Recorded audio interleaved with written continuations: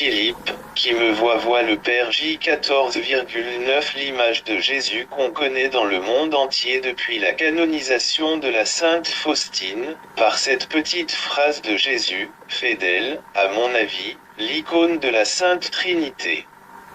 Les rayons rouges signifiant le Fils de Dieu et son œuvre de la justice et les rayons bleus pâles signifiant le Saint-Esprit et son œuvre de la sanctification. Le Père éternel qui par la passion et la Pâque de son Fils a réconcilié le monde avec lui et a envoyé l'Esprit Saint pour offrir sa miséricorde avait voulu cette icône pour le reste des temps de l'humanité dans son histoire terrestre. Je ne savais pas que je touchais de mes yeux aussi cette grande et bonne nouvelle dans tout mon jeune âge. Je suis de plus en plus convaincu, en vivant mon jubilé d'or de ma rencontre avec Jésus en pleine conscience d'être chrétien et connaissant des vérités exprimées dans cette lettre au cardinal. En âge de 12, je regardais l'image du Christ miséricordieux dans mon église paroissiale et je me sentais attiré vers Jésus pour être un jour son disciple et prêtre. 7 ans plus tard, je découvrais qu'il me veut aussi membre de la congrégation religieuse envoyée dans le monde entier pour le service de l'émigration polonaise. Avec l'œuvre pontificale du Saint Jean-Paul II, dont mon ordination n'avait précédé l'élection que de quelques mois, j'ai pu expérimenter comme lui la grandeur et la bonté de notre Seigneur Dieu, le Père et le Fils et le Saint-Esprit. Et, je n'oublie jamais Tchou, il y a eu depuis mon enfance cette image icône qui, au fur et à mesure, avec le temps, m'a permis de m'affermir dans la conviction, que je vais présenter d'abord. Nous sommes sauvés grâce au mystère de la Sainte Trinité. Je crois que si Dieu n'était pas la Sainte Trinité, nous ne pourrions jamais être sauvés. L'offense faite à Dieu exigeait que c'est Dieu qui seul pourrait nous sauver. Et la solution a été trouvée en Dieu, puisqu'il est en lui-même le Père et le Fils et le Saint-Esprit. Tout se passera donc entre le Père et le Fils et le Saint-Esprit et nous en sommes les grands bénéficiaires, c'est le grand mystère de la miséricorde divine. Le diable n'en croit pas du tout. Il ne peut être sauvé parce qu'il ne croit pas à la Sainte Trinité qui est en même temps, ou plutôt au-delà de tout temps, un seul Dieu vivant et vrai et il n'y en a pas d'autre que lui.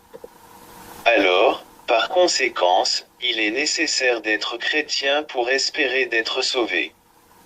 Espérer c'est de ne pas désunir ce que Dieu avait uni dès le début, la foi, l'espérance et la charité. De notre côté c'est la trinité des dons et des vertus à pratiquer et à faire fructifier. Chacun rendra compte de ce qu'il avait fait surtout dans ce domaine religieux et spirituel. C'est tout cela en particulier que Jésus avait voulu rappeler à son Église et au monde entier par les entretiens et messages dictés à la Sainte Faustine, secrétaire et apôtre de la Divine Miséricorde. Monsieur le cardinal et mon père évêque, et avec vous tous mes frères et sœurs en humanité, je suis de plus en plus convaincu que s'il n'y avait pas de Dieu, la Sainte Trinité, qui est un seul Dieu vivant et vrai, ou en disant autrement, si Dieu était seul, et non en 3 personnes, nous ne pourrions pas être sauvés. C'est cela que je voudrais vous expliquer, avec la grâce de ce Dieu unique, le Père et le Fils et le Saint-Esprit. L'Évangile en cette phrase, Dieu a tant aimé le monde qu'il a donné son Fils unique, ainsi tout homme qui croit en lui ne périra pas, mais il obtiendra la vie éternelle. J 3,16 révèle et dit cela d'une manière claire et étonnante. Dans un autre passage, Jésus le dit lui-même personnellement et cela à la foule, « Tous ceux que le Père me donne viendront à moi, et celui qui vient à moi, je ne vais pas le jeter dehors, car la volonté de mon Père, c'est que tout homme qui voit le Fils et croit en lui obtienne la vie éternelle. » J 6,37 non. Remarquons ici les mots, « tout homme qui voit le Fils ». J'ai découvert en contemplant l'image que j'appelle des plusieurs noms, de la rédemption, de la divine miséricorde, de la Sainte Trinité, de deux testaments, de la sainteté, etc. C'est pour moi personnellement l'image de ma vocation et l'icône de la nouvelle évangélisation. Je crois que dans l'expression celui qui voit le Fils qu'avec raison nous devons penser à l'Eucharistie le Saint-Sacrement, quand l'hostie consacrée est exposée à l'adoration par le peuple croyant doit être entendu aussi ce qui est arrivé dans la vie de la sainte Faustine à qui Jésus avait dit, « Peins l'image que tu vois et qu'elle soit vue d'abord dans la chapelle de votre couvent et après dans le monde entier. Par elle les pécheurs recevront mes grâces sorties de mon cœur plein de miséricorde. » Que Jésus dans les années 30 du XXe siècle nous renvoie à ces paroles de l'Évangile, c'est évident. Mais qu'il renvoie aussi à une peinture de son portrait avec les indications concrètes sur PX. Les yeux doivent être ceux de ma passion douloureuse, les rayons ont leur signification précise, l'eau qui justifie et le sang qui donne la vie, n'est-ce pas étonnant? Et cette volonté expresse du Seigneur de donner à l'Église et au monde entier la cuillère pour puiser les grâces du salut à sa source, n'était-ce une recette donnée à l'humanité malade les moyens pour sa guérison? J'en suis émerveillé en étant de mon plus jeune âge le regardant et le voyant de cette peinture dans mon église paroissiale de Saint-Antoine de Padoue en Pologne. Tout au long de ma vie, il m'a été donné la grâce d'être fasciné de plus en plus de ce Christ Jésus à travers cette image et j'en suis devenu fou amoureux grâce à tout ce que j'ai pu d'abord lire de la vie de la sainte Faustine et surtout depuis le jour de mon ordination sacerdotale lire avec tant d'autres la vie du Saint Jean-Paul II. Lui, justement, pendant la Deuxième Grande Guerre, à pied passé par l'endroit où se trouvait à l'époque cette image dans le couvent de Sœurs de la Mère de Miséricorde à Cracovie, et je suis intimement convaincu qu'il avait vécu une pareille expérience que moi. 20 ans plus tard, le Seigneur l'a regardé et lui a dit, « N'aie pas peur, viens et suis-moi », et il est entré au séminaire clandestin en disant, comme moi 30 ans plus tard, « D'accord Jésus, j'ai confiance en toi. » Pour que le message et l'image donnée à travers le service de vie de la sainte Faustine soient portés à la connaissance du monde entier et soient une table de pilotage de la nouvelle évangélisation pour le 3e millénaire de l'annonce salutaire pour l'humanité de la part de la Sainte Trinité, un seul Dieu vivant et vrai, jeune Karol Wojtyla a été choisi et envoyé, au sein de l'Église en tant que grand pape pour être l'apôtre de la divine miséricorde. Il l'a reconnu publiquement, au moment de la consécration de la basilique qui porte ce nom à Cracovie en août 2002, pendant son dernier voyage apostolique dans son pays natal. Si on veut comprendre mon pontificat, le pontificat de Jean-Paul II, a-t-il dit, il faudra se pencher et méditer le message du Christ venu par l'intermédiaire de la sainte Faustine. Déjà sa première encyclique Redemptor Homini sur le Rédempteur le Fils de Dieu, Jésus-Christ, publiée le jour du Saint Casimir 4 mars 1979, a mis mon cœur en solidarité spirituelle forte avec lui et son pontificat à ses débuts et quand j'avais appris que sa deuxième encyclique était Divine Misericordia du 30 novembre 1980, sur la Divine Miséricorde, j'ai compris que sa spiritualité du prêtre, de l'évêque et maintenant du pape, était aussi liée que la mienne depuis jeune âge à cette icône de la Sainte Trinité accent grave l'image de la Redemption. C'est après que j'ai obtenu la confirmation de ce que je devinais intuitivement, de son parcours de vie pendant la guerre et de ses fréquentations de la chapelle où cette image icône était exposée tout ce temps et lui accent grave et jusqu'aujourd'hui. Du Fils au Père, du Père au Fils et à l'Esprit Saint. La Sainte Trinité est glorifiée sans cesse dans ses paroles et dans ses actes de la vie. La troisième encyclique ne pouvait être que celle et l'accent grave, Dominum et Vivificantant du 18 mai 1986. Logiquement, on s'attendrait d'abord d'entendre parler du Père, après du Fils et enfin de l'Esprit. La première sur le Père, la deuxième sur le Fils et la troisième sur le Saint-Esprit. Ce serait plus logique, selon les formules connues. Mais quand on est familier avec cette imagicone, on fait comme lui le Saint Jean-Paul II l'avait fait. C'est le fondement de sa spiritualité et de son pontificat, comme je l'ai déjà noté tout au début de cette dissertation, en citant ses propres paroles de son dernier voyage en Pologne. Son dernier voyage en France à Lourdes est aussi un signe pour moi en ce qui concerne sa piété mariale et sa devise épiscopale Totus Tu tirée du livre du Saint Louis Grignon de Montfort, de la vraie dévotion à la Sainte Vierge Marie. En préparant l'année sainte, il a fait pareil ou presque, du Fils par l'Esprit Saint au Père éternel, pour fêter l'incarnation du Verbe dans la lumière de la Sainte Trinité. Et pour le troisième millénaire, il conseillait à fixer notre regard sur le Fils qui est l'image parfaite du Père dans le Saint-Esprit.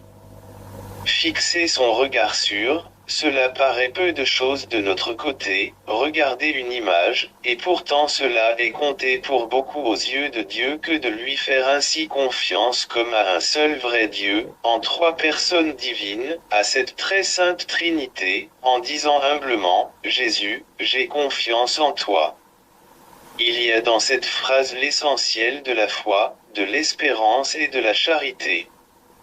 C'est pourquoi, Jésus a demandé à sainte Faustine que cette invocation particulière soit mise aussi expressément sur cette image qui doit attirer à lui les âmes et les cœurs des êtres humains par le biais de leurs propres yeux.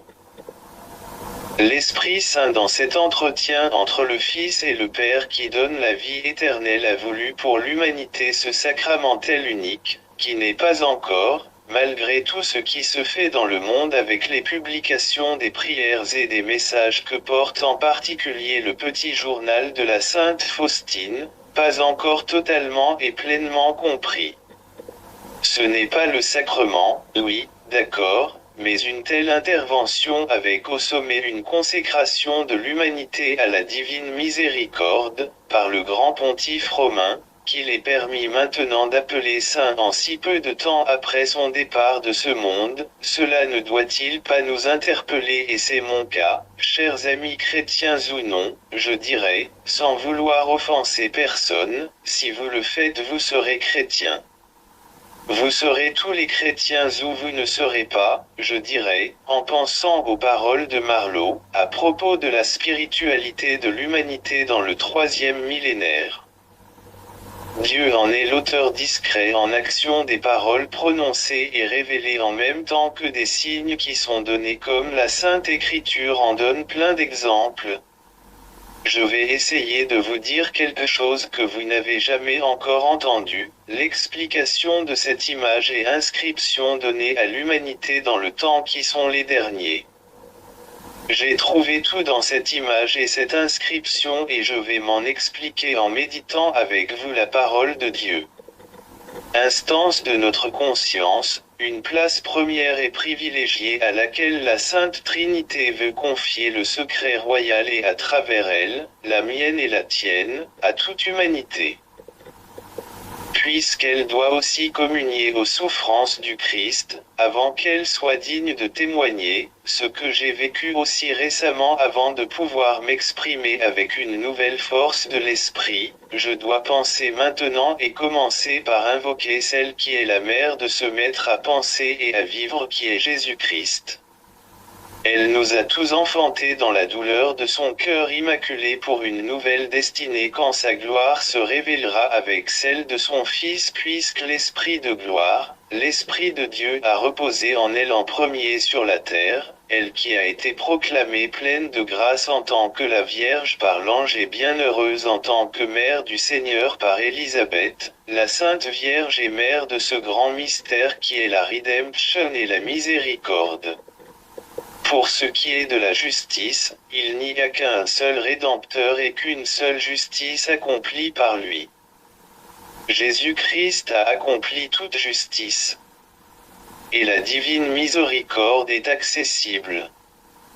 Prologue.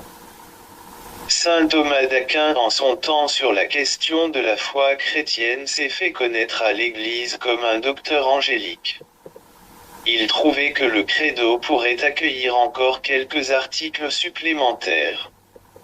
C'est à cette idée que je voudrais m'arrêter dans cette occasion de vouloir approfondir avec des lecteurs le contenu du message transmis à l'humanité par l'intermédiaire de la Sainte Faustine. Voici les paroles de saint Thomas. On trouve bien dans les articles du Credo une œuvre appropriée au Père, c'est celle de la création, et, semblablement, une œuvre appropriée au Saint-Esprit, c'est, il a parlé par les prophètes. Parmi ces articles doit donc y avoir place aussi une œuvre qui soit appropriée au Fils dans sa divinité. Un Thomas d'Aquin, Somme théologique T3P27, les Editions du Cerf, Paris 2007. Cette phrase est un point de départ pour une recherche approfondie de la Sainte Écriture, en notre temps de la nouvelle évangélisation, où nous sommes. J'espère obtenir de l'aide de l'Esprit Saint qui a parlé par les prophètes d'abord et puis par les apôtres et d'être son petit instrument dans cette tâche théologique que m'a inspiré la canonisation du bienheureux Jean-Paul II. D'après saint Jean-Paul II, le théologien ne peut pas se limiter à préserver les trésors de la doctrine héritée du passé. Il devrait chercher à comprendre et à exprimer la foi de telle manière qu'elle puisse être acceptée par notre façon contemporaine de penser et de parler. Jean-Paul II. Mon livre de méditation, édition du Rocher Jean-Paul Bertrand, 2004 pour l'édition française. P 71. Comme l'avait écrit saint Thomas d'Aquin, que j'ai cité au début de notre réflexion, je crois dans la lumière de la foi, que le credo, appelé aussi le symbole des apôtres, pourrait accueillir encore, au moins, un article suivant concernant Jésus de Nazareth, le voici, par le service de Jean-Baptiste, il a accompli toute justice. On le mettrait entre les faits mystérieux, il a pris chair de la Vierge Marie et s'est fait homme, et il a souffert sous Ponce Pilate. Ainsi, l'appropriation faite au Père et à l'Esprit Saint, l'un d'être créateur et l'autre de parler par les prophètes, serait aussi prophétie pour le Fils de Dieu qui porterait sur l'accomplissement de toute justice.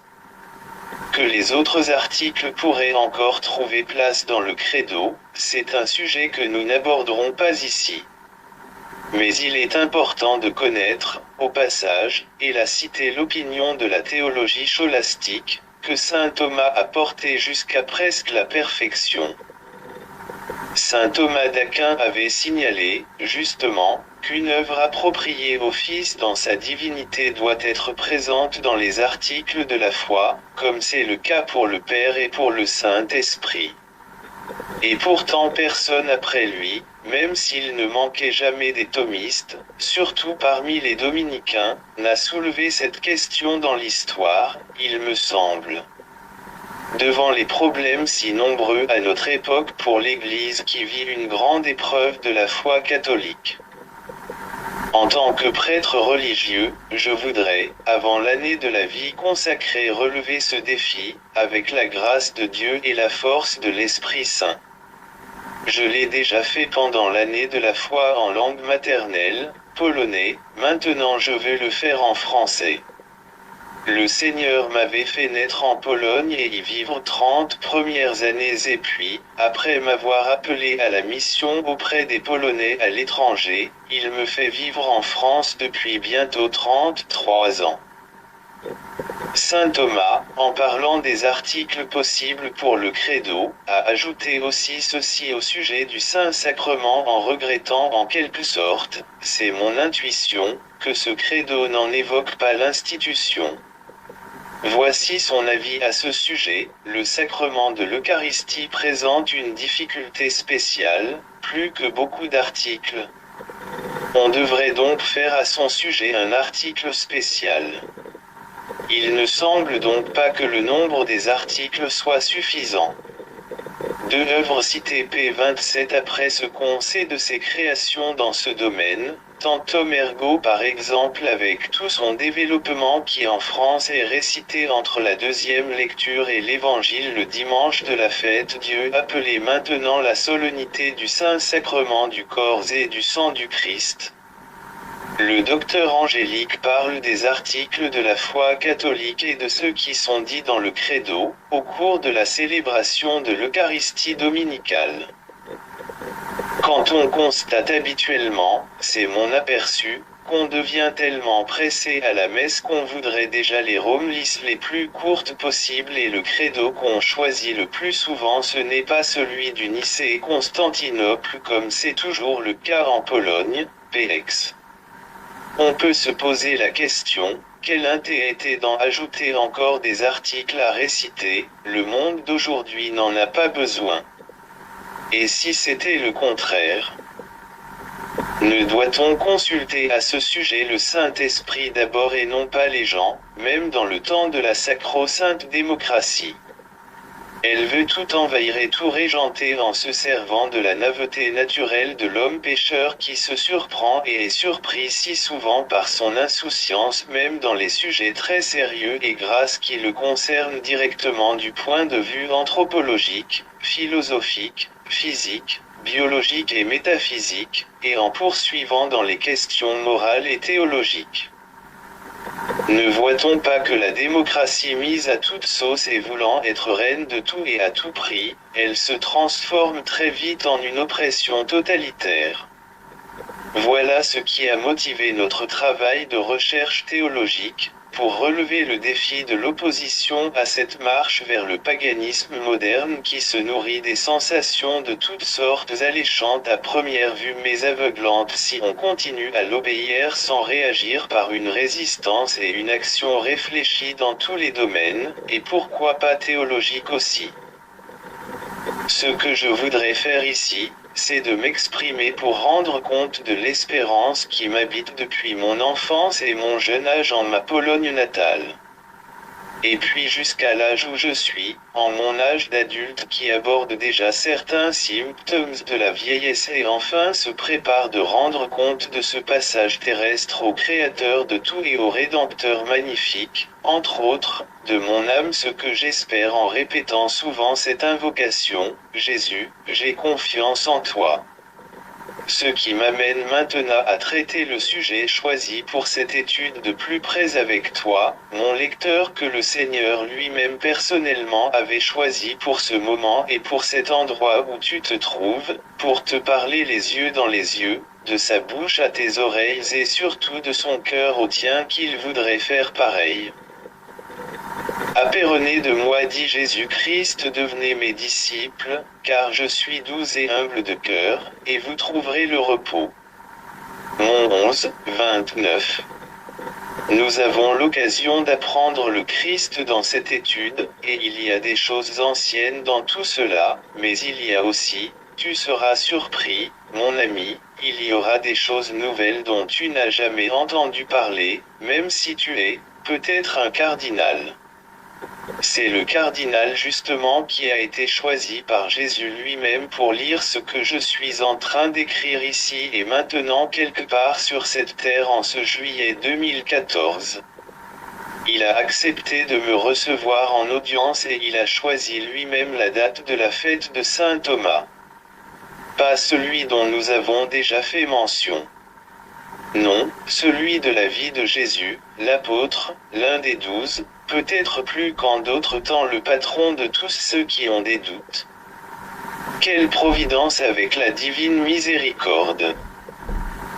Deuxième dimanche de Pâques, institué comme le voulait Jésus s'entretenant avec une simple religieuse Hélène Kowalska par le Saint Jean-Paul II en l'année sainte quand ce même dimanche il l'a proclamée sainte. Et voyons. Lui-même 14 années plus tard le 27 avril dernier a été en présence des millions de gens et dans le monde entier par les services des médias honorés et par le pape François proclamé saint. Et cela encore plus étonnant, cela n'était jamais arrivé avant en la présence de son fidèle collaborateur et successeur même dans la place du vicaire du Christ en étant maintenant le vénéré pape émérite. Je vous salue cordialement, chères personnes qui écoutez et voyez cette expression de ma gratitude à Dieu, aux anges et aux personnes humaines, en particulier la Sainte Vierge Marie qui par son fiat a fait venir Jésus-Christ dans ma vie et lui consacrer mon histoire à la gloire de la Sainte Trinité, le Père et le Fils et le Saint-Esprit. Il me faut, enfin d'aller en avant et donc chercher à expliquer comment cet article nouveau concernant Jésus et le credo s'était proposé et, je dirais, doucement imposé, à moi, à partir de l'an 2000, je dois dire, que depuis ce moment-là, je n'ai pas osé de changer le contenu de ma prière mais pendant l'année de la foi, je l'ai fait en écrivant même au pape une lettre à ce sujet. Le cardinal pourra peut-être la retrouver quelque part à l'occasion de son passage à Rome, peut-être elle est dans les archives, si on ne jette par des lettres dans une poubelle dans la si noble institution. Donc ma lettre du prêtre religieux devrait normalement être quelque part, non. Je ne tiens pas à le savoir. Je n'ai fait que mon devoir. Cela s'était imposé doucement mais fortement à moi le 19 décembre 2012, comme maintenant s'était imposé à moi d'écrire cette longue lettre étude à mon père évêque et monsieur le cardinal. Depuis ce jour-là donc dans ma prière du credo, je le mets en pratique personnelle, j'en parle parfois aussi dans mes entretiens spirituels avec les chrétiens et d'autres personnes, quand une situation et un sujet se prêtent, je veux dire le sujet de message de la divine miséricorde selon sainte Faustine et selon saint Jean-Paul II. Dans mon travail pastoral aussi, dans les homélies quand on évoque saint Jean-Baptiste, j'entre tout de suite dans la profondeur de cette découverte liée avec l'image de la Sainte Trinité. Rouble va présenter sa version de ce grand mystère de la foi chrétienne et elle est exposée sur l'antepédium du grand autel à l'église de Sainte-Eulalie à Bordeaux. Mais Jésus a fait parfaitement mieux. Je constate d'abord un intérêt spécial pour ce moment de la vie de Jésus où il demande à Jean-Baptiste de lui rendre service pendant son entretien avec lui au bord du Jourdain. Jésus, arrivant de Galilée, paraît sur les bords du Jourdain, et il vient à Jean pour se faire baptiser par lui. Jean voulait l'en empêcher et disait, « C'est moi qui ai besoin de me faire baptiser par toi, et c'est toi qui viens à moi. » Mais Jésus lui répondit, « Pour le moment, laisse-moi faire, c'est de cette façon que nous devons accomplir parfaitement ce qui est juste. » Alors Jean le laisse faire. Mon 3, 13 à 17 Missel du dimanche, texte liturgique officiel, présenté par Pierre Jounel, Declémam, Paris 1981 p. 515. J'avoue aussi que depuis un certain temps je m'étonnais de plus en plus qu'entre la nativité et la mort de notre Seigneur Jésus-Christ dans la profession de foi de chaque dimanche nous glissons sans s'arrêter, même un petit instant, sur sa vie si remplie et accomplie du Fils de l'homme, du Fils de Dieu. Quand enfin j'ai découvert et contemplé pendant si longtemps le visage du Christ de miséricorde, peint selon sa volonté exprimée à la Sainte Faustine le 22 février 1922 au couvent de Plock, j'ai été saisi de l'importance de connaissance plus profonde de celui que Dieu a envoyé. Je demandais, Seigneur Jésus, j'ai confiance en toi. Mais fais-moi connaître ton mystère plus en profondeur. Dis-moi, comment dois-je parler de ta rédemption aux personnes humaines pour qu'elles puissent avoir cette même confiance et accepter ta miséricorde? Je comprends maintenant plus précisément que parler de la miséricorde et ne pas parler de la justice serait d'ignorer l'œuvre divine accomplie par la personne divine du Fils de Dieu. En lisant l'œuvre de saint Thomas d'Aquin, sa somme théologique, j'ai découvert, ce que j'ai déjà écrit là-dessus et j'ai pris une décision de faire cette recherche et de donner à mes frères et sœurs en humanité et en Église mon témoignage. Je reviens au choix du jour de Saint Thomas, qu'on appelle parfois Yenredul. Il est permis donc aussi au cardinal de ne pas croire tout de suite à cette lettre mémoire et tout son contenu. Mais j'espère qu'il en tiendra compte dans ses décisions me concernant et je pourrai alors l'aider dans son projet appelé « Le tremplin pour la mission », après que j'avais eu la joie de prendre part de mon mieux au projet précédent, 4 années du parcours missionnaire. Jésus, j'ai confiance en toi, que je conseille vivement à tous le monde, soit on croyant ou non, cela ne coûte presque rien et cela peut apporter gros. Regardons ce Thomas dit incrédule. Jésus l'a-t-il grondé pour ces paroles un peu bizarres et cette exclamation, non, je ne croirai pas. Avec Jésus le contournement de discours et de l'attitude est toujours possible, car pour nous et pour notre salut il a accompli toute justice. Place maintenant à la miséricorde du Père éternel et cela pour le monde entier en commençant par saint Thomas, ne sois pas incrédule mais crois. Mon Seigneur et mon Dieu. Premier Jésus, j'ai confiance en toi. C'est vrai qu'après Jésus a dit, bienheureux qui n'ont pas vu et qui ont cru.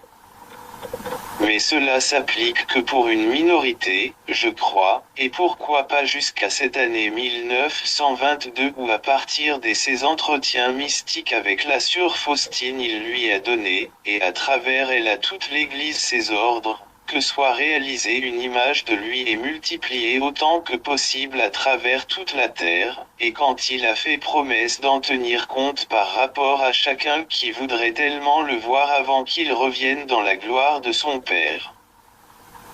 Je parle d'expérience et je ne demande à personne de me croire cela à l'aveugle mais tout simplement essayer de l'expérimenter par soi-même. Il y a de moins en moins de processions avec le Saint-Sacrement, pas de foule à l'adoration proposée. Alors pourquoi ne pas expérimenter ce message et l'image voulue et donnée par lui? Il savait à l'avance combien d'images de toutes sortes vont envahir l'être humain à ces croisées des millénaires. Regardez le match de foot et ne pas chercher à regarder des images qu'on dit pieuses et une fois que la génération des papis et mamies soit partie on s'en débarrasse pour les remplacer par quoi? Tu connais la réponse, regarde ta chambre, vraiment pas de place pour Jésus ni pour la Sainte Vierge, ni pour un saint tel ou tel. Tu en as des milliers et des milliers dans la télé branchée ou dans ton ordinateur. Je te propose cette image et ce message et il me faut essayer à te convaincre doucement mais sûrement pour ton propre bien. J'en suis persuadé et tant d'autres pareillement.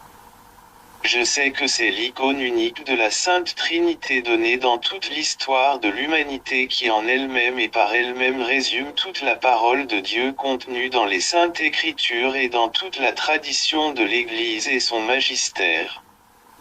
Et la discrétion de ce qui s'était passé au Jourdain qu'on appelle le baptême de Jésus a fait qu'on a mis aux oubliettes presque le livre entier du Lévitique, en se souvenant seulement de quelques phrases très fortes pourtant comme par exemple « Soyez saints, car moi je suis saint, dit le Seigneur ». Il y a 50 ans le Concile Vatican II a rappelé que tous les chrétiens sont appelés à la sainteté. Mais pourquoi alors si peu se sanctifient vraiment et s'il s'agit par exemple de la famille même chrétienne, il y a toujours de plus en plus de divorces. Il y a une grande difficulté à comprendre ce qu'est la justice et la sainteté exigée des hommes et des femmes de la part de la Sainte Trinité et donnée en même temps de sa part comme un don de Dieu dans l'esprit. Ce don est méconnu ou très peu connu. Il y a la fin de la justice partout. Le Père éternel a révélé sa miséricorde, le Fils a accompli toute justice et l'Esprit Saint accorde sa charité, c'est ainsi que je crois en Dieu unique en 3 personnes agir dans la création et dans la rédemption de l'humanité. Notre étude dans l'accomplissement de la justice par Jésus-Christ veut donc être un service à la nouvelle évangélisation. Puisse le Seigneur Dieu nous donner la grâce de mener ce travail à son terme avec la foi, l'espérance et la charité. Par le service de Jean-Baptiste. Tel sera le premier chapitre de notre recherche. Qui est-il? Comment Dieu l'a-t-il préparé à sa mission? Quel service a-t-il rendu à Jésus de Nazareth? Son martyre est-il une annonce de la passion du Messie? Jésus-Christ a accompli toute justice. Tel sera le chapitre central de notre étude. Le Fils de Dieu dans l'Ancien Testament. Les promesses messianiques données par l'intermédiaire des anges et des prophètes. L'incarnation du Rédempteur et son œuvre de la rédemption. Il est venu par l'eau, par le sang et par l'Esprit. Le baptême est le mystère pascal de Jésus-Christ. La foi qui est une victoire sur le monde. Jésus, j'ai confiance en toi. Tel sera le troisième et dernier chapitre de notre présentation. Le message du Christ donné au monde dans la vie mystique de la Sainte Faustine. Comment peut-on décrypter l'icône du Christ avec des rayons qui sortent de son sacré cœur? Le grand pape Jean-Paul II a marqué l'histoire de l'humanité. Il a marqué la vie de beaucoup de monde et la mienne en particulier. Je lui demande de m'assister dans ce travail pour la gloire de Dieu et le salut des âmes.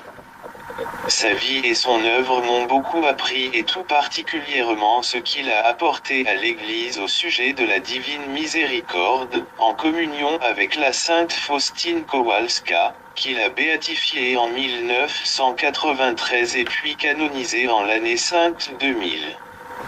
Il a répondu à ma demande de bénir l'association Totus Tu fondée le 6 août 1996 et instituée le 1er novembre de cette même année à Roubaix. C'était pour rendre grâce à Dieu à l'occasion de son 50e anniversaire de son ordination sacerdotale. D'après bienheureux Jean-Paul II, le théologien ne peut pas se limiter à préserver les trésors de la doctrine héritée du passé. Il devrait chercher à comprendre et à exprimer la foi de telle manière qu'elle puisse être acceptée par notre façon contemporaine de penser et de parler. Jean-Paul II. Mon livre de méditation, édition du Rocher Jean-Paul Bertrand, 2004 pour l'édition française. P 71. Pour soutenir son pontificat et pour prendre part à son travail pastoral d'annoncer l'évangile de Jésus-Christ que cette association a vu le jour en France entre 6 août et 1er novembre 1996. Il a promis de prier pour elle pendant sa visitation de la tombe du Saint Louis-Marie Grignon de Montfort. La nouvelle évangélisation est un leitmotiv de cette association de fidèles, dont les statuts ont été approuvés par l'évêque de Lille, Monseigneur Jean Villenay dans la même année 1996. J'ai vécu dans le diocèse de Lille, Roubaix-Lille-Dunkerque-Roubaix entre 1982 et 1998, 16 années de vie les plus belles. Après 2 ans dans le diocèse d'Autun 1998 à 2000 et puis 10 ans à Abscon-Escodin entre l'an 2000 et 2010 jusqu'au septembre pour me retrouver à Bordeaux depuis. Totus tu ego sum Domine. Totus tu ego sum Maria. Recherche biblique sur le sujet de la justice divine. Par le service de Jean-Baptiste. Tel sera le premier chapitre de notre recherche. Qui est-il? Comment Dieu l'a-t-il préparé à sa mission? Quel service a-t-il rendu à Jésus de Nazareth? Son martyre est-il une annonce de la passion du Messie? Jésus-Christ a accompli toute justice. Tel sera le chapitre central de notre étude. Le Fils de Dieu dans l'Ancien Testament. Les promesses messianiques données par l'intermédiaire des anges et des prophètes. L'incarnation du Rédempteur et son œuvre de la rédemption. Il est venu par l'eau, par le sang et par l'Esprit. Le baptême est le mystère pascal de Jésus-Christ. La foi qui est une victoire sur le monde. Jésus, j'ai confiance en toi. Tel sera le troisième et dernier chapitre de notre présentation. Le message du Christ donné au monde dans la vie mystique de la Sainte Faustine. Comment peut-on décrypter l'icône du Christ avec des rayons qui sortent de son cœur? La nouvelle évangélisation est en marche. Soyons les artisans de la paix. Chapitre 1. Le prophète Malachie dans la Bible se retrouve comme dernier dans l'Ancien Testament. Dans son livre est annoncée la venue du Messie et de son prédécesseur. Ce livre est porteur de la grande nouvelle du sacrifice nouveau, par lequel Dieu recevra la gloire qui convient à son nom. Il est indéniable que Jean-Baptiste a fait partie des grands et qu'il était tout à fait proche du Christ, car le Seigneur dit de lui, « Parmi les fils de la femme il ne s'est levé personne de plus grand » Mon 11,11. Œuvre citée p. 37.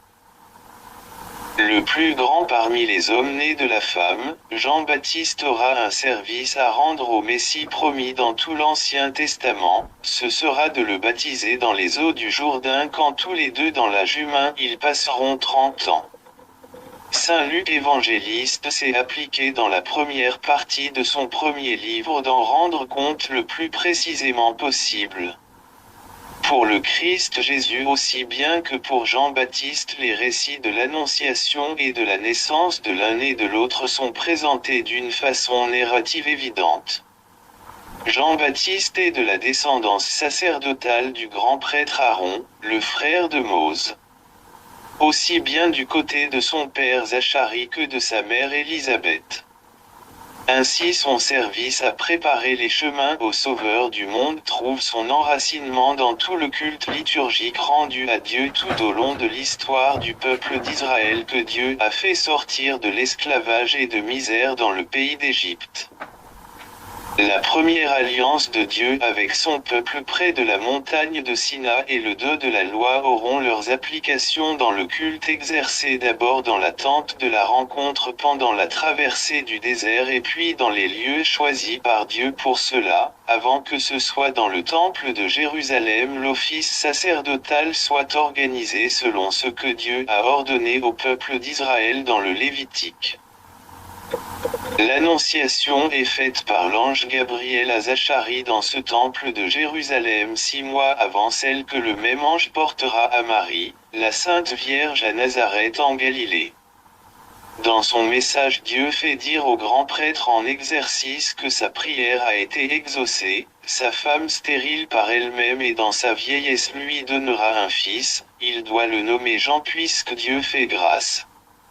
L'ange décrit d'avance sa mission d'appeler à la conversion les fils d'Israël et la préparation pour le Seigneur d'un peuple parfait. L'esprit et la puissance du prophète sont évoqués aussi pour qu'on puisse voir tout ce que l'Ancien Testament a préparé par les grands prophètes pour que la réconciliation entre Dieu et l'humanité puisse se réaliser à travers l'alliance nouvelle et éternelle en Jésus-Christ. Le Seigneur Jésus l'explique dans cette phrase, « La loi et les prophètes ont travaillé jusqu'à Jean, depuis lui le royaume de Dieu souffre violence et ce sont des violents qui y entrent. » Rêve. Il est aussi annoncé que Jean-Baptiste sera rempli de l'Esprit Saint dès le sein maternel. À sa naissance son père Zacharie lui-même prophétisera sur l'enfant des choses qui s'accompliront au bord du Jourdain 30 ans plus tard, tu feras connaître au peuple le salut qui s'accomplira par une rémission de ses péchés grâce à la miséricorde de notre Dieu. Cette miséricorde divine prophétisée ici par Zacharie nous la retrouvons dans le message du Christ donné au monde et à l'Église dans la vie mystique de la Sainte Faustine. Le soleil levé dans le haut qui nous visite pour éclairer ceux qui vivent dans l'ombre et dans les ténèbres de la mort pour les orienter vers le chemin de la paix, c'est Jésus-Christ dont Jean-Baptiste fera connaître la présence et l'œuvre. Voici l'agneau de Dieu qui enlève le péché du monde.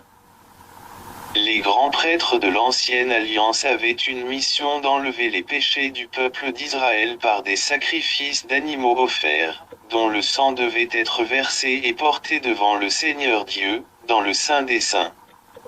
Avant d'être égorgé, l'animal recevait les péchés par l'imposition des mains et la confession faite au nom des pécheurs par le grand prêtre. Dieu pardonnait des péchés parce que le prêtre et le peuple croyaient à la parole de Dieu qui a mis en place ces dispositions cultuelles. C'est la foi en futur agneau de Dieu qui donnait une efficacité à ces sacrifices dans la volonté de Dieu de manifester sa miséricorde à tous ceux qui croient en lui et qui obéissent à ceux qu'il a envoyés, comme prophètes, prêtres et rois. Certains prophètes étaient aussi prêtres, et Jean-Baptiste était le dernier et le plus grand parmi eux en même temps que représentant de toute l'humanité le plus grand des hommes nés des femmes selon ce qu'a dit le Seigneur Jésus dans l'Évangile. En tant que grand prêtre terrestre et représentant de l'humanité par le service que la providence divine avait prévu, l'agneau de Dieu recevra et prendra sur lui le péché du monde pour l'enlever et l'expier par son mystère pascal, sa passion et sa mort sur la croix et sa résurrection ouvrira pour tous ceux qui ont la foi la source de la justification et de la rédemption. Nous allons poursuivre ce sujet de Jean-Baptiste et sa vie et sa mission, une fois établi tout ce qui concerne Jésus-Christ et son œuvre de la justification, il a accompli toute justice. C'est le sujet central de cet exposé. Chapitre 2. Les Saintes Écritures dans la première évocation du salut parlent de Dieu qui offre à Adam et Ève, pécheurs, le vêtement fait de la peau de l'animal. Le versement du sang était donc nécessaire pour que la religion des feuilles de figuier dont se sont couverts l'homme et la femme après leur faute soit remplacée par l'initiative divine d'apporter à l'humanité une seule vraie religion qui est le christianisme. Le Caïn et Abel, les enfants de premiers parents ont le recours à la religion, mais l'Écriture nous présente une différence qui aboutira au meurtre d'Abel de la part de son frère Caïn. La pratique religieuse de ce dernier ne pouvait lui apporter la victoire sur le péché puisqu'il n'y avait pas du sang d'animaux versé pendant qu'il offrait à Dieu son culte. Par contre Abel le faisait dans son offrande où il y avait le sang de l'agneau et la graisse partie en fumée agréable au Seigneur. La transmission de la foi ne s'est donc pas faite avec les mêmes résultats entre Adam et Ève et leurs deux premiers fils. L'assassinat par Caïn de son frère Abel est le premier martyr de l'humanité pour la cause de la vraie foi que Dieu a offert à cette humanité dans son alliance, par sa miséricorde et dans sa justice qui est Jésus-Christ. Dans le jugement premier que la Sainte Écriture présente encore dans le Jardin d'Éden, après que Dieu avait cherché à rencontrer les coupables, il y a une annonce de ce Jésus-Christ et de sa mère virginale, la Sainte Vierge Marie. Nous le disons, bien évidemment dans le contexte de la foi chrétienne. Notre intention n'est pas refaire toute cette spéculation dont l'exégèse critique et scientifique demande par ailleurs d'en tenir compte. Cette femme annoncée est retrouvée aussi dans l'Apocalypse de Saint Jean, la semence et le descendant qui va écraser la tête du serpent, etc.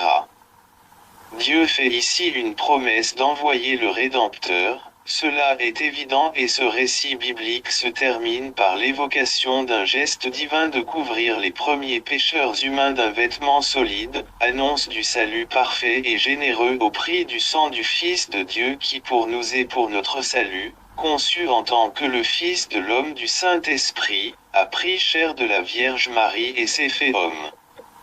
Nous croyons que, par le service de Jean-Baptiste, il est venu accomplir toute justice et a souffert sous Ponce Pilate, a été crucifié, il est mort et a été enseveli, il est descendu aux enfers, le troisième jour il est ressuscité des morts, etc. Dieu qui couvre les pécheurs du vêtement nouveau et solide, à la place des tentatives de se couvrir par leurs propres moyens ou les moyens naturels des feuilles de figuier, c'est-à-dire la religion d'invention humaine quelle qu'elle soit, voilà la bonne nouvelle qu'apporte la révélation divine de l'Ancien et du Nouveau Testament. Le péché du monde est une grande injustice. Si grande que seule la justice de Dieu peut être une réponse valable et valide. Le Verbe de Dieu fait chair l'accomplit cette justice dans le monde et dans son histoire, le plan du salut prévu et annoncé par Dieu, la Sainte Trinité, se révélera et s'accomplira dans la vie et la mission du Rédempteur divin, notre Seigneur Jésus-Christ, l'agneau de Dieu, qui enlève le péché du monde, par son baptême dans le Jourdain et l'anéantit par sa passion sur la croix. Le christianisme est le fruit de l'œuvre du Messie, qui en demandant le service à Jean-Baptiste lui explique qu'ainsi il nous faut accomplir tout ce qui est juste et sur le moment d'expirer sur Golgotha, il dit que tout est accompli. Les paroles du Christ crucifié, « J'ai soif », n'avaient pour moi, avant cette étude, qu'un sens tout à fait naturel d'un homme qui souffre dans son corps le manque de l'eau, ou un sens spirituel dans le sens de vouloir sauver les âmes. L'évangéliste notait pourtant que Jésus le disait pour que l'écriture s'accomplisse. Un lien entre cet événement mystère et l'annonce du livre lévitique, ou un bouc qui a reçu sur lui les péchés d'Israël bande d'hommes qui pour annuel puis a été renvoyé dans le désert pour y mourir de faim et de soif, je ne l'ai pas vu avant. Maintenant cela est évident pour moi. Il fallait que s'accomplisse tout ce qui a été annoncé au sujet du Sauveur du monde. Comme tant d'autres références du livre du prophète d'Isaïe sur le serviteur souffrant et de Jérémie ou Ézéchiel. La question est donc suivante, qu'on doit se poser sur l'accomplissement de toute justice qui se réalise d'abord pendant le service de Jean-Baptiste rendu à Jésus-Christ.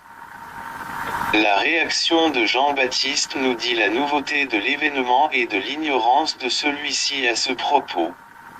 Jean est surpris par la demande de Jésus et tout d'abord il veut refuser de faire cela. Jésus insiste et Jean cède et le laisse faire. Se le laisse faire dit l'essentiel dans l'œuvre du salut qui est une œuvre de Dieu seul, mais le service demandé par Dieu aux personnes appelées et envoyées à cela trouve aussi toute sa place. Ce n'est pas insignifiant dans cette façon de lire l'Évangile que de revenir dans le passé pour méditer leur première rencontre à la visitation de Marie, la mère du Christ accomplie en faveur d'Élisabeth, qui a eu lieu 30 ans auparavant à Ein Karem. Le service de Dieu incarné à Jean, le fils du grand prêtre d'Israël, Zacharie, s'est fait à cette occasion, l'enfant a été rempli de l'Esprit Saint pour être un jour son prédécesseur et baptiseur au bord du Jourdain. Une fois ce service rendu au Sauveur du monde, Jean-Baptiste le proclamera l'agneau de Dieu qui enlève le péché du monde à 2 reprises en 2 jours qui se suivent. Et quelques-uns de ses disciples deviendront ceux du Christ lui-même, des apôtres. En particulier, nous devons entendre Jean, fils de Zébédée, qui relate cette proclamation de son premier maître dans son évangile et parle en lui et ses lettres et aussi dans l'Apocalypse de ce sujet qui nous intéresse d'une manière assez explicite et claire. Par exemple, dans les entretiens de Jésus avec un certain Nicodème sur la nouvelle naissance de l'eau et de l'esprit ou dans sa lettre écrite vers la fin de sa vie que Jésus est venu par l'eau, le sang et l'esprit, son témoignage sur la foi véritable, une foi donnée à l'Église du Christ, est victorieuse du monde à condition qu'on prenne en considération tous les 3 éléments ensemble. Ne pas séparer ce que Dieu a uni, l'incarnation, le baptême, la vie et la mort, la résurrection et la gloire du Christ Jésus, mais croire fermement et fidèlement à toute cette révélation et le chemin du salut. C'est lui aussi, qui se tenait au pied de la croix du Christ et qui a vu l'eau et le sang sortir du côté transpercé par la lance du centurion.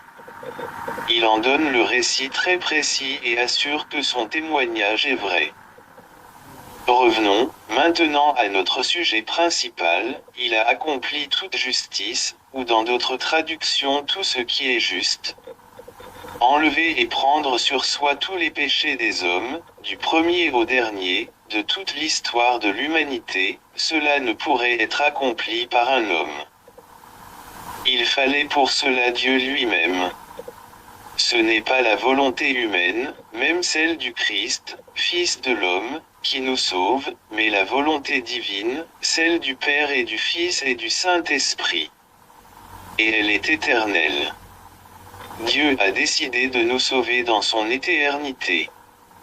Mais il fallait emporter un témoignage dans le temps qui est le nôtre, de cette histoire qui nous est donnée à vivre une fois pour toutes à chacun. Pour manifester et accomplir cette décision de Dieu, le Messie de Dieu s'est révélé à l'humanité et a donné témoignage à la vérité. Celui qui est de la vérité écoute sa voix et croit en lui et en son œuvre de l'Évangile.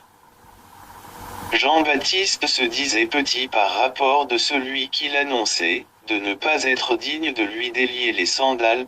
Il annonçait aussi un jugement terrible que celui-ci exercerait sur le monde rebelle, mais, il ne se doutait pas du service qu'il allait lui rendre, étant le descendant du grand prêtre Aaron, aussi bien par le côté de son père que de sa mère. Toutes les dispositions données par Dieu d'Israël à Moïse et à son frère Aaron concernant le système du pardon et de l'expiation, décrite avec précision dans le livre de Lévitique, n'était que l'ombre de ce qu'allait accomplir celui qui le demande de représenter le prêtre terrestre et toute l'humanité pécheresse et de faire passer tous les péchés de toute l'histoire sur lui, le prêtre céleste, selon l'ordre de Melchizedek. La lettre aux Hébreux écrite par l'Esprit Saint et quelqu'un qui l'a choisi pour le faire côté humain, en donne l'explication très large et claire, à méditer sans cesse pour saisir tout ce que nous voulons nous dire ici dans cette recherche et cette méditation. Pour que la passion de Jésus-Christ soit juste et sainte, il fallait qu'il soit d'abord celui qui a été baptisé par Jean. Sinon, sa mort serait une terrible injustice. Si nous la prenons comme cela, il est probable que nous n'ayons pas la vraie foi. La foi chrétienne commence au Jourdain. Le Syrien Naaman avait reçu l'ordre d'Élisée de s'y plonger 7 fois pour être purifié de sa lèpre. Il ne voulait pas le faire d'abord, mais sur l'incitation de son serviteur, il l'a accompli et sa peau est devenue comme celle d'un petit enfant. Avant cela, sous la conduite de Josué, le peuple hébreu venant de l'esclavage d'Égypte avait été accompagné par une arche d'alliance portée par les prêtres. La traversée du Jourdain était un miracle. C'est un miracle unique que le baptême de Jésus qui enlève les péchés des hommes. Si on y croit, on est libéré et sauvé, sinon, on reste avec ses fautes et cette nouvelle faute de ne pas avoir cru à la bonne nouvelle. Jésus a repris de Jean-Baptiste l'appel à la conversion, mais il y a ajouté cette invitation à croire en l'évangile de son baptême d'abord et de sa passion après, par le service de ses apôtres et de son Église tout au long des siècles. Quand un paralytique est accueilli par Jésus à Capharnaüm, il entend les paroles « Mon fils, tes péchés sont pardonnés ». Dans son explication donnée aux pharisiens et docteurs de la loi, Jésus annonce tout simplement une nouvelle ère pour l'humanité, parce que la justice a été opérationnelle dans son intronisation comme Messie au Jourdain, avec la manifestation de l'Esprit Saint en espèce de colombe et du Père dans sa voix venue du ciel. Celui-ci est mon Fils bien-aimé en qui j'ai mis toute ma faveur. L'appropriation du Fils, comme personne divine, se révèle comme accomplissant toute la justice, en tant que Dieu, pour pouvoir porter la bonne nouvelle de la nouvelle création. Dans la synagogue de sa ville Nazareth, Jésus donne largement l'explication sur l'accomplissement de la prophétie d'Isa sur son ministère du prêtre, prophète et roi. Dès est apparu un signe de sa future passion, ce n'était pas encore l'heure où tout sera accompli selon les Écritures qui le concernent, mais cela est devenu depuis son baptême sa préoccupation première d'accomplir jusqu'au bout l'œuvre que le Père lui avait confiée. Quand le besoin de combler le vide, après que Judas est parti de son chemin, les apôtres qui, à l'intervention de Pierre, cherchent à le remplacer, les postulants devraient être en expérience vivante de cet événement du baptême du Christ, et Matthias est de ce accent grave et Dieu l'a choisi à servir le Christ rédempteur, ressuscité. Quelle est notre compréhension dans la foi du baptême du Christ Jésus ? La discrétion de ce mystère a servi pour l'accomplissement du salut de l'humanité sans que l'adversaire de Dieu et des hommes s'en rende compte. S'il le savait, il n'aurait jamais crucifié le Fils de l'homme. Et les grands de ce monde qui passent n'auraient pas contribué à ouvrir aux croyants les portes du royaume des cieux. Mais, une fois le mystère opéré, faut-il encore cacher cet instant de l'histoire où le ciel s'est ouvert pour accueillir les habitants du ciel, en compagnie des anges, pour rendre grâce éternellement à Dieu qui seul est bon. Depuis cet événement historique et qui dépasse toute l'histoire terrestre parce que Jésus est Dieu véritable et l'homme parfait, la question des péchés a cédé place à la question de la foi en la bonne nouvelle. La justice a été accomplie entre le baptême et la croix pour que la miséricorde puisse être agissante dans tout le temps et partout où vivent les hommes dans leur pèlerinage terrestre. Les péchés ne devraient plus être un problème, puisque Dieu a fait grâce à tous ceux qui croient en Jésus-Christ et son évangile. Le seul problème c'est l'annonce du Christ et de son évangile à tous et à chacun qui vivent dans ce monde. Mais, suffit-il de parler de sa croix et de taire son baptême? Sa mort alors paraîtra tellement atroce et terriblement injuste. Au lieu de prêcher la justice de Dieu, on pourrait prêcher l'injustice humaine en face de cette passion sainte et miséricordieuse. Le côté naturel de ces souffrances du Messie pourrait tellement s'imposer, que comme les disciples d'Emmaüs nous pourrions nous voir reprocher d'être lents à croire tout ce que Moïse et les prophètes et les psaumes ont annoncé au sujet du salut. Jésus en s'incarnant a pris en charge la nature humaine pour la conduire à la réparation et la transfiguration à travers sa vie terrestre. L'accordement de sa volonté humaine avec la volonté divine qui opère dans la nature divine unique et commune du Père, du Fils et du Saint-Esprit, n'est pas sans peines et souffrances que demande la justice divine. Mais, puisque Jésus accomplit cette justice et accueille ses peines et ses souffrances, nous pouvons être justifiés et sauvés par la foi en lui. Et par lui, avec lui et en lui nous pouvons désormais rendre grâce à Dieu et recevoir la gloire de Dieu, comme ses enfants adoptés. Il est donc important de découvrir et de se réjouir de ce moment, où notre situation de pécheur a été renversée en enfant de Dieu. Par notre baptême nous sommes plongés dans le baptême de Jésus, signe de sa mort et de sa résurrection. Le signe ici est à comprendre comme on a à comprendre tout ce qui concerne les sacraments. La foi conduit aux sacraments, elle en est le dispositif nécessaire. Sans la foi, on ne peut pas plaire à Dieu. La foi, nous l'avons déjà rappelé, nous fait des vainqueurs du monde. Comme la véritable foi nous relie avec Jésus qui est venu par l'eau, par le sang et par l'esprit, si nous voulons être libres de nos péchés par la foi, allons vivre la rencontre avec lui au bord du Jourdain, au moment qu'il a choisi pour recevoir nos péchés. Après seulement, allons sur le lieu de sa mort sur la croix, et que dans le sacrement de l'Église l'Esprit vienne nous réjouir de la paix que Dieu donne, depuis la résurrection du Messie et Seigneur Jésus.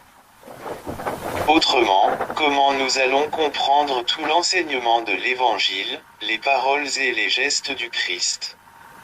S'il fallait attendre sa mort pour être sauvé, sa mission ne serait pas le dos de la foi mais seulement de l'espérance. Sa vie ferait partie de l'Ancien et pas du Nouveau Testament. C'est jusqu'où Jean-Baptiste enseigne Jésus que les prophètes et la loi se sont exercés. Après lui, le pardon est proclamé et offert et on peut s'emparer du royaume de Dieu, chacun qui croit le reçoit chez lui et entre en possession de ses trésors inouïs. Le royaume de Dieu est au milieu de vous, il est proche, et il est enfin en vous. N'attendez pas à le voir visiblement, nous enseigne Jésus. Pour conclure ce deuxième chapitre, revenons à la dernière question sur Jean-Baptiste du chapitre 1er. Est-ce sa mort une annonce de la mort du Christ? Les prêtres de l'ancienne alliance faisaient passer les péchés d'eux-mêmes et du peuple qu'ils représentaient devant Dieu sur les animaux qu'ils devaient ensuite égorger et avec du sang de ces animaux chercher à obtenir le pardon de Dieu. C'est Dieu qui leur a dit de le faire ainsi. Croire à la parole de Dieu et prendre les dispositions prescrites annonçaient ce qui devait être accompli dans le mystère pascal du Christ. Jean-Baptiste n'avait pas affaire avec les animaux devant Dieu mais avec Dieu lui-même. Son service était tellement grand et unique que de donner sa vie après pour le nom du Christ était de devenir grand dans le royaume des cieux.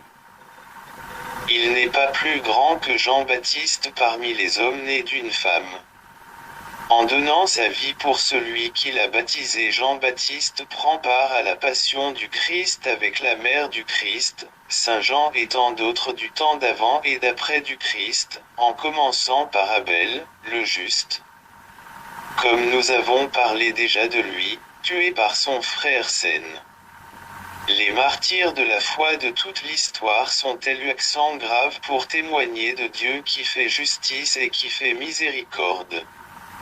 Justice divine et miséricorde divine sont comme révélation de l'amour et nous rapprochent de Dieu. 3. Chapitre. Pourquoi fallait-il donner au monde et à l'Église ce message de la miséricorde au début du XXe siècle par le service de la Sainte Faustine? Dans ce dernier chapitre de notre étude, nous espérons d'apporter une réponse qui nous paraîtra possible. Il fallait plusieurs dizaines d'années, évidemment, et il fallait encore des circonstances particulières pour que cela aboutisse à l'institution du dimanche de la divine miséricorde et à l'acceptation par l'Église de l'image et des prières liées à l'apostolat initié par la vie et le message de cette sainte. Les rayons bleus pâles et les rayons rouges sont la particularité de cette icône voulue et demandée par Jésus à la sœur Faustine dans ses entretiens mystiques et spirituels de sa vie religieuse dans la congrégation de Notre-Dame de Miséricorde. Son petit journal qu'elle a laissé par ordre de son confesseur à la postérité nous permet de savoir beaucoup de choses sur ce culte ancien et nouveau, inspiré par l'Ancien et le Nouveau Testament. Nous nous limitons ici au seul sujet des rayons sur cette image et sur l'inscription « Jésus, j'ai confiance en toi ». À la question posée à Jésus par la sœur Faustine, demande du confesseur, que signifient ces rayons? La réponse donnée par Jésus est « l'eau qui justifie et le sang qui donne la vie ». Pour le sang nous comprenons facilement qu'il s'agit de sa mort sur la croix. Mais que l'eau signifie son baptême, sommes-nous aussi pressés à le reconnaître? Voilà la raison de cette étude approfondie à ce sujet. Nous avons essayé d'y apporter quelques éléments de l'Écriture sainte pour que notre confiance en Jésus et son œuvre soit plus fervente et plus grande par la contemplation de cette image de Jésus miséricordieux. Épilogue. Jésus-Christ reviendra dans la gloire pour juger les vivants et les morts. Dieu, le Père, a transmis à son Fils d'exercer tout jugement, puisqu'il est le Fils de l'homme. Cela est une révélation de l'Évangile selon saint Jean. Le disciple que Jésus aimait, présent aussi bien au baptême du Jourdain qu'au pied de la croix de Jésus, a reçu dans une vision de l'Apocalypse l'exposition des prérogatives du roi des rois et du seigneur des seigneurs.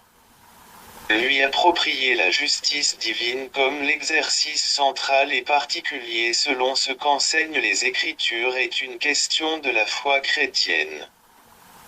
La divine miséricorde venant du Père éternel ne peut s'exercer autrement qu'en accord parfait de la divine justice et dans la vérité.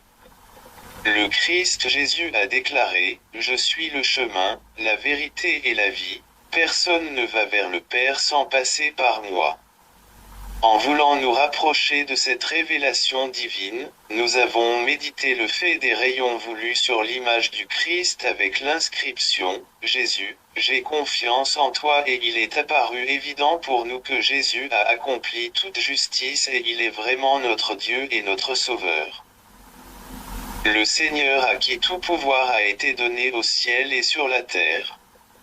La nouvelle évangélisation est en marche à partir de ces paroles qui terminent l'évangile selon saint Matthieu, qui met le baptême de Jésus comme l'accomplissement de toute justice, comme nous l'avons médité dans cette étude. Allons donc, de toutes les nations faire des disciples en les baptisant au nom du Père et du Fils et du Saint-Esprit. Je suis de plus en plus convaincu que s'il n'y avait pas Dieu qui est la Sainte Trinité, nous ne pourrions pas être sauvés. L'Évangile d'aujourd'hui révèle et dit cela d'une manière claire et étonnante. Nous sommes témoins d'une conversation entre le Père et le Fils à notre sujet et nous apprenons que la vie éternelle consiste à la connaissance de cette vérité qui porte le nom de Jésus-Christ, le seul Dieu, le vrai Dieu trouve en lui, Jésus-Christ un révélateur et médiateur devant lui pour la cause des hommes et devant les hommes pour la gloire de Dieu. La glorification mutuelle entre le Père et le Fils donne la vie éternelle aux hommes qui croient en la Sainte Trinité et l'œuvre accomplie par le Fils sur la terre à la demande du Père qui est dans les cieux. Le contenu de cette conversation est une révélation de ce qui se passera au moment de l'ascension et la dernière partie de cet entretien devient une prière en notre faveur. Dieu, le Fils, prie Dieu, le Père, de nous être propice et favorable parce que le Fils a bien voulu laisser pour quelque temps sa gloire et descendre sur la terre pour récupérer la propriété perdue que le Père a confiée à lui de la retrouver et de l'amener à nouveau au ciel. Tout se passe en Dieu, entre le Père et le Fils, entre le Fils et le Père et pourtant c'est nous qui en sommes les grands bénéficiaires. Une seule condition est signalée et soulevée en ce qui nous concerne, ils ont reconnu, dit Jésus à son Père, que tout ce que tu m'as donné vient de toi, car je leur ai donné les paroles que tu m'avais données, ils les ont reçues, ils ont vraiment reconnu que je suis venu d'auprès de toi, et ils ont cru que c'était toi qui m'avais envoyé. Cela paraît peu de choses de notre côté et pourtant cela est compté pour beaucoup aux yeux de Dieu de lui faire confiance comme à un seul vrai Dieu, cette très sainte Trinité. Et où est l'Esprit Saint dans cet entretien entre le Fils et le Père? Il en est l'auteur discret en action des paroles prononcées et révélées en même temps là-bas il y a très longtemps à l'heure où Jésus passait de ce monde à son Père mais aussi ici et maintenant quand ce qu'il a été dit et écrit et lu et prononcé, repris et expliqué à nos propres esprits, de bouche à oreilles et en touchant nos intelligences pour s'enfoncer dans nos cœurs de croyants, des chrétiens. À la suite de Pierre, Jean, Jacques et André et tous les autres apôtres et quelques femmes dont Marie, mère de Jésus et sa famille dont il a voulu sur la terre tirer ses origines. Cet Esprit Saint est à l'origine de son humanité comme l'ange Gabriel a annoncé à cette Vierge éternelle et mère unique en son genre. Justement elle est élue accent grave désormais avec une maternité nouvelle liée avec sa maternité divine. Cette conversation dont nous avons parlé tout à l'heure entre le Fils et le Père ne serait ce qu'elle était s'il n'y avait pas son engagement dans toute cette histoire concernant cette divine gloire, laissée d'abord et puis reprise ensuite une fois l'œuvre du salut des âmes humaines accomplie. C'est elle qui, à l'endroit de ce qu'elle avait souffert au pied de la croix du Christ Jésus son Fils, qui devient une confidente première et privilégiée de ce que la Sainte Trinité veut confier à toute l'humanité. La Sainte Vierge Marie et l'Eucharistie tiennent une grande place dans ma vie.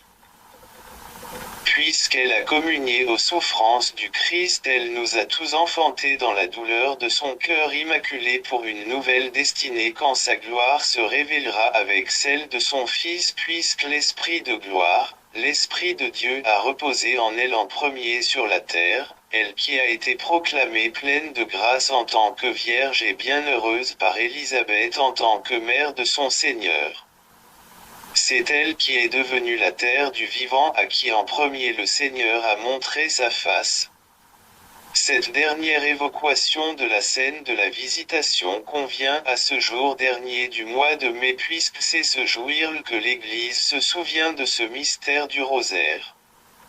C'est pour moi aussi le jour particulier, c'est l'anniversaire de mon ordination sacerdotale il y a 36 ans à la cathédrale de Poznań en Pologne. Je remercie le Seigneur de cette grâce, priez pour moi, les événements dont nous relisons les quelques traits évocateurs et caractéristiques ne sont pas que du passé, non, tout est porté et actualisé par l'Esprit Saint dont nous implorons une nouvelle acquisition. Notre gloire partagée par le Christ à ses amis vient du Père par l'Esprit. Grâce à ce nom de chrétien, notre noblesse est affirmée et confirmée en toute situation quelle qu'elle soit et en particulier dans une situation d'être mal considéré par ce monde qui veut se libérer du nom du Christ et même voudrait le rejeter loin de lui comme inapproprié à ses goûts et plaisirs insensés. Puisse-t-il changer? L'association Totus Tu veux contribuer à cette conversion du monde et à son salut, avec la grâce de Dieu. Pour terminer, je déclare que je suis personnellement bénéficiaire de cette révélation dans mon jeune âge en regardant, dans mon église paroissiale d'origine du Saint Antoine de Padoue à Golkowice en Pologne, cette image du Christ posée juste à côté de l'autel du Sacré-Cœur, côté droite du tabernacle et j'étais déjà attiré vers la vocation sacerdotale grâce à elle, le Seigneur savait que ce sera ma mission particulière de le proclamer avec conviction puisée sans cesse à cette prière que Jésus avait aussi voulu au-dessous de ses pieds, Jésus, j'ai confiance en toi.